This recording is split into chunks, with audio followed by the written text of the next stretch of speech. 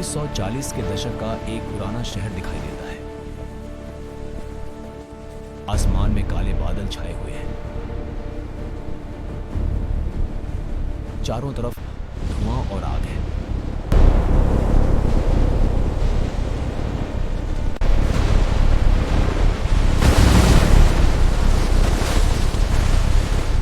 टूटी हुई इमारतें और डर के मारे भागते हुए लोग दिखाई देते हैं,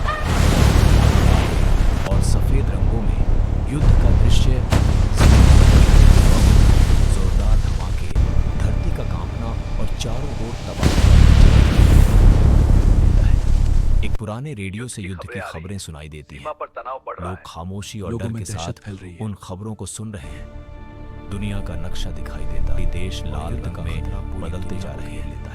हिटलर एक विशाल जनसभा में भाषण देता हुआ दिखाई देता है। नाजी झंडे तेज हवा में लहरा रहे हैं, पीछे से तेज रोशनी पड़ रही है। हिटलर का चेहरा पास से दिखाया जाता है, उसकी आंखों में गुस्सा, घमंड और जुनून साफ नजर आता है। आगे बढ़ते हुए टैंक,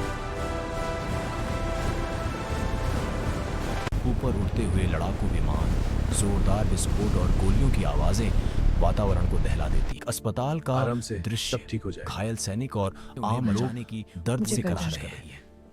से परेशान बच्चे और महिलाएं शरणार्थी शिविर में बैठे उदासी साफ दिखाई देती है। कांटेदार तारों से घिरा एक कैद शिविर दिखाई देता है। कमजोर और थके हुए लोग चुपचाप खड़े हैं। कैदियों की एक लंबी लाइन, चेहरों पर डर और निराशा, सबकी निगाहें जमीन पर झुकी हुई हैं।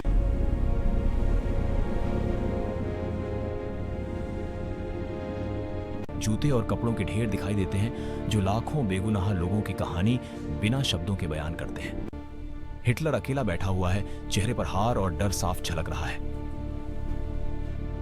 हिटलर और ईवा ब्राउन एक साथ दिखाई देते हैं।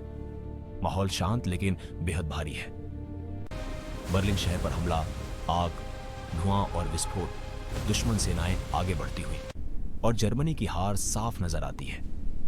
खाली बंकर की एक लंबी सुरंग, चारों ओर सन्नाटा, अंधेरा और खत्म होती हुई सत्ता का एहसास।